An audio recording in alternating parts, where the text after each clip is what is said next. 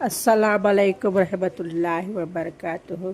نحمدہ و نصلی علی رسولہ الکریم، اما بعد، اعوذ باللہ من الشیطان الرجیم، بسم اللہ الرحمن الرحیم۔ آج کا مضمون ہے شہادت اور مقاصد شہادت حسین۔ شہادت کے معنی گواہی دینا، حاضر ہونا، اسی سے شہید ہے۔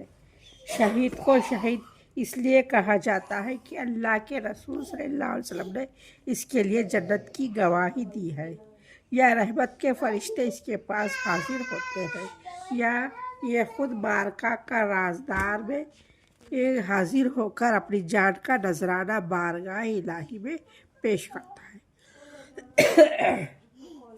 شہادت کی دو قسمیں ہیں، شہادت صغریٰ، شہادت کبریٰ۔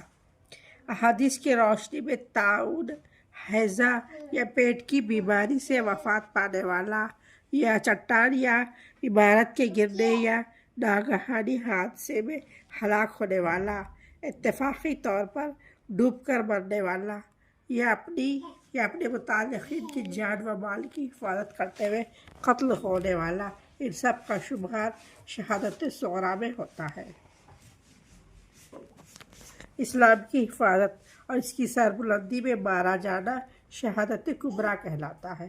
شہادت کبریٰ کا مقام و مرتبہ بہت بلند ہے، اسے شہید فی سبیل اللہ کہا جاتا ہے۔ قرآن اس کی موت کو حیات کا سرٹیفکیٹ دے دیتا ہے۔ وَلَا تَقُولُوا لِمَنْ يُقْتَلُ فِي سَبِيلِ اللَّهِ أَمْوَاتٌ بَلْ أَحْيَاءٌ وَلَكِنْ لَا تَشْعُرُونَ۔ جو لوگ اللہ کے راستے میں مارے جائیں گے ان کو مردہ مت کہو، وہ تو زندہ ہے، لیکن تمہیں اس کا شعور نہیں ہے۔ وَلَا تَحْسَبَنَّ الَّذِينَ يَقْتُلُونَ فِي سَبِيلِ اللَّهِ أَمْوَاتًا بَلْ أَحْيَاءٌ عِندَ رَبِّهِمْ يَرْزُقُونَ۔ جو لوگ اللہ کے راستے میں مارے جائیں ان کو ہرگز مردہ نہ سمجھو، بلکہ وہ زندہ ہے، اپنے رب کے پاس رزق دیے جا رہے ہیں۔ یہ زندگی حقیقی ہے یا مجازی؟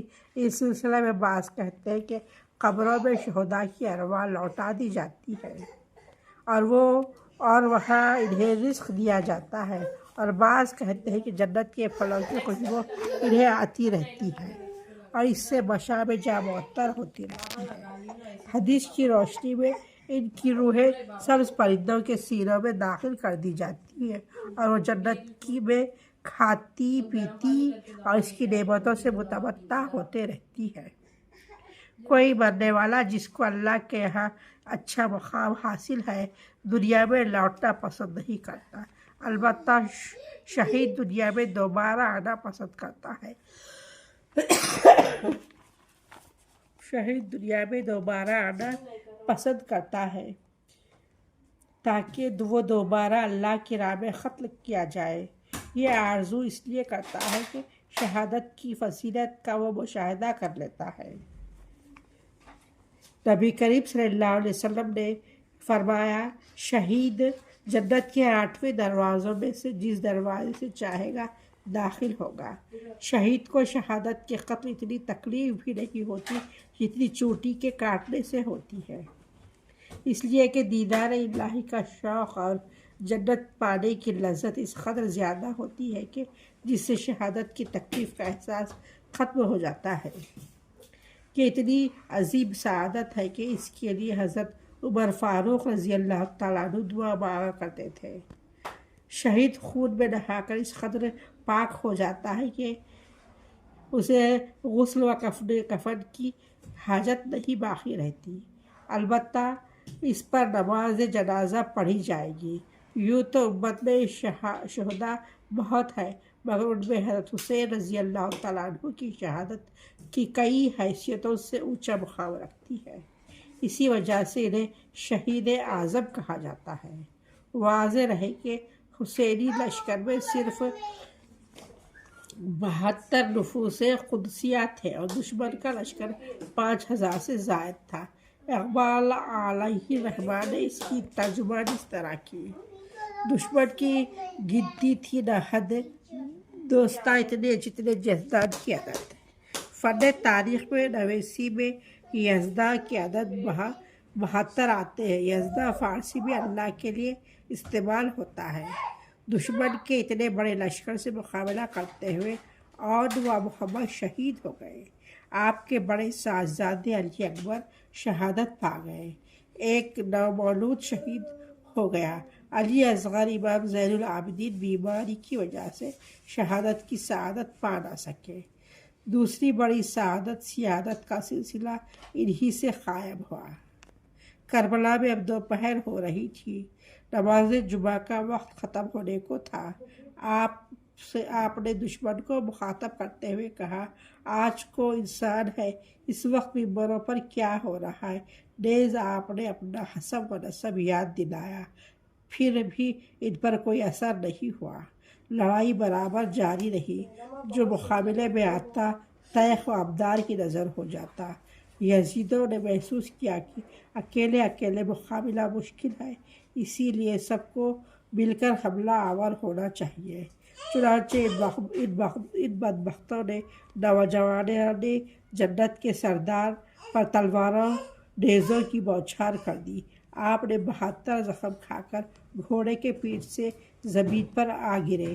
صبر ذی الجوشین اور سنا نقی نے نواسۂ رسول صلی اللہ علیہ وسلم کو ساقی کوثر کے جگر گوشے فاتح خیبر کا سر مبارک تن سے جدا کر دیا۔ میدان کربلا میں 10 محرم بروز جمعہ 61 ہجری کو آیت وَلَنَبْلُوَنَّكُم بِشَيْءٍ کی عملی تفسیر پیش کی۔ اس کی وجہ کیا تھی؟ کیا مسجدیں بند کر دی گئی تھیں؟ کیا آج کی معروف اصطلاح میں مسلم پرسنل ختم کر دیا گیا تھا، جس کے لیے امام حسین نے اتنی بڑی قربانی پیش کی؟ ایسی کوئی بات نہیں تھی۔ الحمدللہ مسجدیں آباد تھیں، ہم سے کہیں بہتر نمازی تھے۔ کیا اسلام کے نظام عبادت، معاشیات و معیشت میں فرق آیا تھا؟ نہیں، پھر کیا بات تھی؟ آزمائشوں سے دوچار ہوئے، وطن چھوڑا، بھوک پیاس کی سختی کو برداشت کیا، اپنے خانوادوں اور ساتھیوں کے جانوں کا نذرانہ پیش کیا۔ وہ صرف کیا تھا کہ اسلام جو کہ ایک مکمل نظام حیات ہے، جس کا ایک نظام سیاست ہے، اس میں تبدیلیوں کو آپ جیسی ہستی کیسے برداشت کر سکتی تھی؟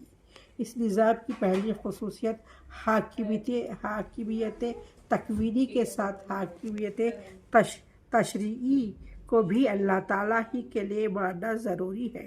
ارشاد خداوندی ہے کہ الحکم الا للہ، اور حاکمیت صرف اللہ ہی کے لیے سزاوار ہے۔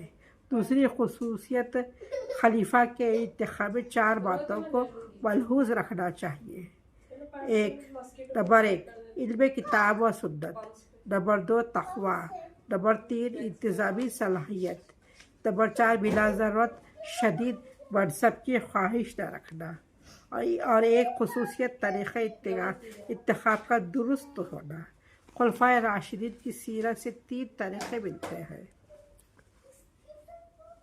جمہوری طریقے جیسے صدیق اکبر اور حضرت علی رضی اللہ تعالیٰ عنہ کا انتخاب، ایسا شخص کی نامزدگی جس پر امت کا اتفاق۔ صدیق اکبر رضی اللہ تعالیٰ عنہ نے حضرت عمر رضی اللہ تعالیٰ عنہ کو خلافت کے لیے نامزد کیا۔ شورا کا انتخاب جیسے حضرت عثمان رضی اللہ تعالیٰ عنہ کو 6 رکنی شورا سے منتخب کیا، جو سب کے سب صاحب رائے تھے۔ چوتھی خصوصیت عوام کو آزادی رائے کا اختیار حاصل رہنا ہے۔ جیسا حضرت عمر رضی اللہ تعالیٰ عنہ کرتے کہ کتے کی لمبائی پر ایک شخص نے ٹوکا تو اس کی وضاحت کرتے ہوئے آپ نے فرمایا، لوگ غلطی پر نہ ٹوکے تو ان میں خیر نہیں رہتی، اگر امیر ان کی بات نہ سنے تو اس میں کوئی خیر نہیں۔ چنانچہ خصوصیت امیر کا ہم معاملات میں صاحب الرائے لوگوں سے مشورہ کرنا، وہ امرہم شورا بینہم۔ چھٹی خصوصیت بیت المال کا عوامی ملک ہونا، اس میں امیر یا حاکم وقت کو بھی تصرف کا اس خط اختیار ہونا جو شورا طے کرتے ہیں۔ مذکورہ بالا امور میں غور کرتے ہوئے یہ پتہ چلتا ہے کہ یزید کے مذہب عمارت پر آتے ہی اسلامی خلافت علی منہاج النبوہ باقی نہیں رہی۔ خلفائے راشدین میں سے کسی نے اپنے بیٹے کو خلافت پر نہ بٹھایا، باوجود یہ کہ ان کے صاحبزادے اہل تھے، مگر یہ پہلی خرابی عمارت کے لیے حضرت امیر معاویہ کا بیٹا یزید نامزد ہوا۔ دوسری خرابی علم نبوت اور تقویٰ کا نہ ہونا۔ تیسری خرابی آزادی رائے کا باقی نہ رہنا۔ چوتھی خرابی امر بالمعروف و نہی عن المنکر کا معطل ہو جانا۔ پانچویں خرابی میت سے اقتدار حاصل کرنے کے بجائے اقتدار سے میت حاصل کی جانے لگی۔ چھٹویں خرابی فیصلہ شورا سے ہونے کے بجائے امیر کی مرضی کے مطابق ہونے لگے۔ ساتویں خرابی بیت المال کا امیر کی ملکیت میں آ جانا۔ یہی وہ بنیادی خرابی تھی جس کو دیکھ کر امام عالی حضرت حسین رضی اللہ تعالیٰ عنہ نے اندازہ لگا لیا کہ اب یہ گاڑی راہ حق سے ہٹ کر گمراہی کے راستے پر پڑ گئی ہے۔ ایسے میں اس کو صحیح سمت نہ بتائی جائے تو اندیشہ ہے کہ جنت کی راہ سے دور اور راہ دوزخ سے قریب ہو جائے گا۔ اگر برائیوں میں سدباب نہ کرو تو کون کرے گا، چاہے اس راہ میں مجھے اور میرے خاندانوں کو کتنی ہی آزمائشوں سے دوچار ہونا پڑے۔ عزیز محترم، آج پوری دنیا میں اسلام اور مسلمانوں کے خلاف گوناگوں الزامات کا طوفان برپا ہے۔ عرض فلسطین میں امریکہ کی پشت پناہی کی وجہ اسرائیل نے اہل ایمان کو جینا دوبھر کر دیا ہے۔ یمن اور شام میں مسلمانوں کو مسلمانوں کے خلاف لڑایا جا رہا ہے۔